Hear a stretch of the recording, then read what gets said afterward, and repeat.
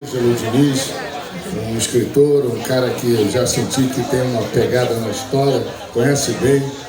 Você vai falar um pouquinho de você e gostaria que você entrasse nesse assunto com a gente também. A questão da territorialidade em função da cultura do local e do respeito a isso também, né?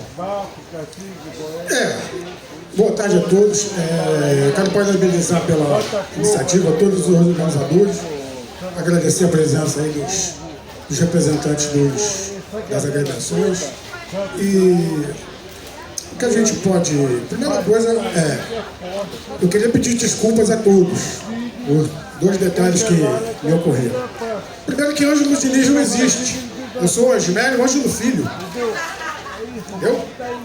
Filho do Osmélio Ângelo e da dona Valquíria Diniz. Então eu peguei um sobrenome dos dois e criei um nome para fazer o tal do pseudônimo quando eu escrevi o livro. E a segunda desculpa que eu tenho que pedir a todos é que, em termos literários mesmo, eu não escrevi um livro. Né? Um livro ele precisa ter uma base, né, acadêmica muito forte. E na época a gente, por falta de recursos, né, e outras variáveis daquele tempo, e pediram uma pesquisa um pouco mais completa. Então eu optei por fazer, não um livro, na verdade o que a gente tem é uma carta. É uma carta, né, de um homem que na época tinha 50 anos, com as suas lembranças, suas reminiscências dos anos de 1966, 67, 68, que é mais ou menos a idade que a gente começa a ter as nossas lembranças, certo? Então, partindo desse princípio, eu resolvi, já que eu não tinha como eu não tinha acesso aos arquivos, porque o acesso aos arquivos era uma coisa muito cara, eu resolvi partir para entrevistas pessoais. Eu resolvi conversar com as pessoas que estavam lá quando as coisas começaram a acontecer e que elas não tinham noção daquilo que estavam construindo. Isso é muito comum para a gente. A gente está dentro de um processo, a gente não entende a grandeza daquele processo. Isso aí só vai ser depurado alguns anos depois, né? E naquela ocasião, as pessoas que estavam no processo de construção e consolidação do Bafo da Onça, elas não tinham essa dimensão. E não tinham tempo também para escrever. Então, numa conversa muito acirrada com o meu falecido pai, ele tinha falado: poxa, o Bafo da Onça fez isso, o Bafo da Onça colocou a sociedade no samba, o Bafo da Onça trouxe novos paradigmas para o carnaval.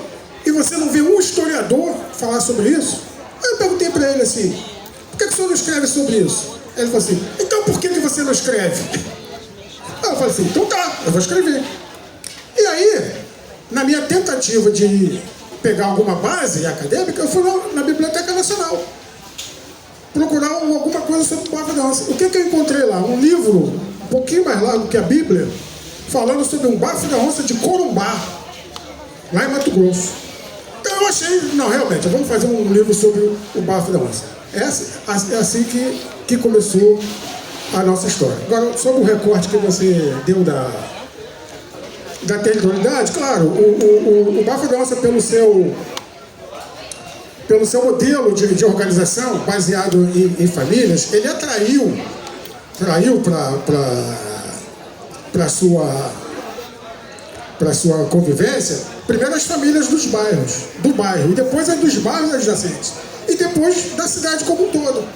Por quê? Porque havia uma organização em que a disciplina, o respeito e a união, que formaram um dos lemas pioneiros do Bafo da Onça, era a tônica.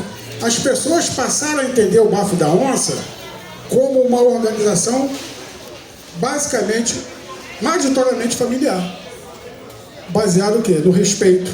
Porque o carnaval, muitas pessoas, alguns não sabem disso, o carnaval até a década de 50 era considerado coisa de malandro. Coisa de... Não era recomendável moças no carnaval.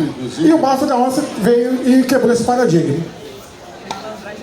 Não, malandragem é incrível. Agora você falou uma coisa interessante, e aí eu me remeto bem dentro de casa mesmo, do meu próprio pai, na discussão sobre o que você está dizendo.